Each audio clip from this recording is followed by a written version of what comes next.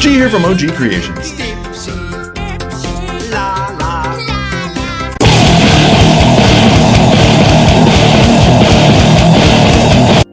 This spring, Dharma came out with 2 colors specifically designed for use with ice dye that I thought I would love. Black Ice and Warrior Princess.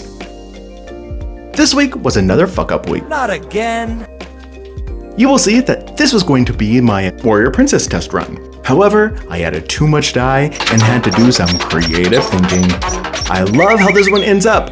If you don't get total spring fills, then you're dead inside. Before we get started, I humbly ask that if you like this video, please hit the like button, leave a comment or 2, and subscribe to my channel. Your help will be greatly appreciated.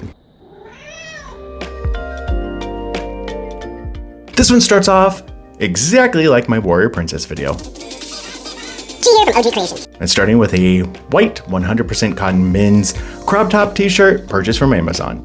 The tee had been soaked in a soda ash bath for 25 minutes, and then using the spin-only cycle, it was spun until lightly damp. On my dye rack, I used the Crumpled technique to prepare the shirt for the dye process.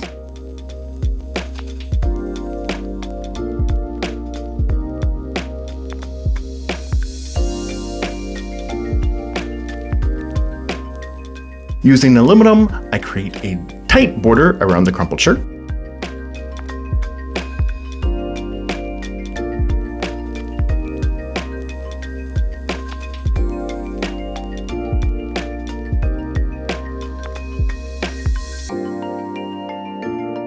A layer of thick ice was added directly on top of the material. Next, Warrior Princess dye powder was added.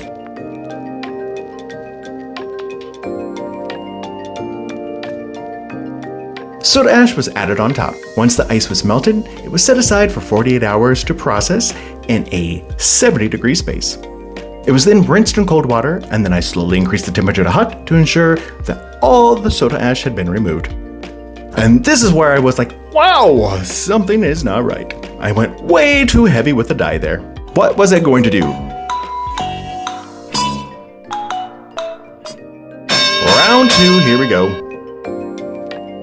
Using sinew, I wrapped the shirt in a pseudo Geode technique.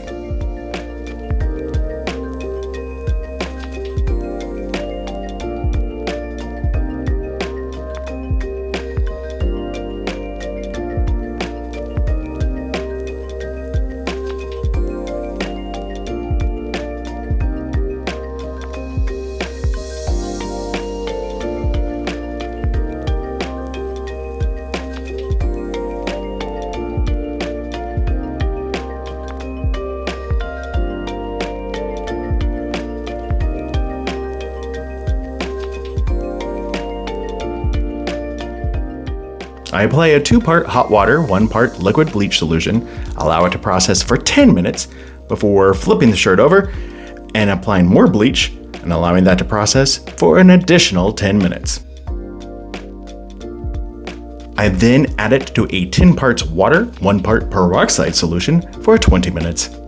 I rinse the shirt in running cold water for 10 minutes before soaking it again in a soda ash bath for 25 minutes, and then set it aside for 24 hours until it was practically dry.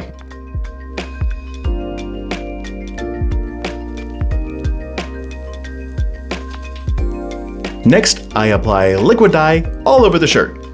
Here, I'm using Avocado Green. That is a big nut.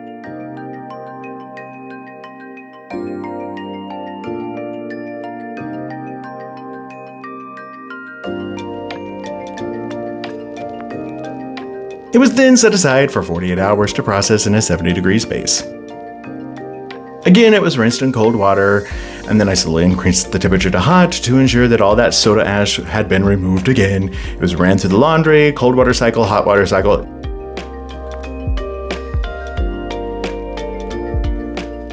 After it was dried, ironed, and placed into inventory, I added it to my Etsy store ready to purchase. You can get this and similar items by clicking the link above or by visiting ogcreationstore.etsy.com.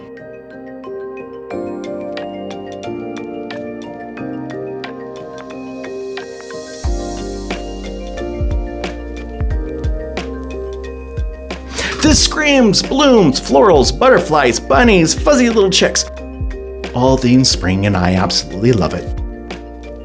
And before you go, I'm testing a theory. YouTube is more than a bit sensitive when it comes to the creation of my tie-dyed briefs, thongs, and jocks with long format videos. So I'm sticking all of those over in the OGC Shorts channel.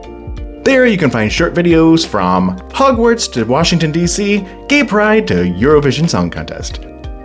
Make sure to check them all out.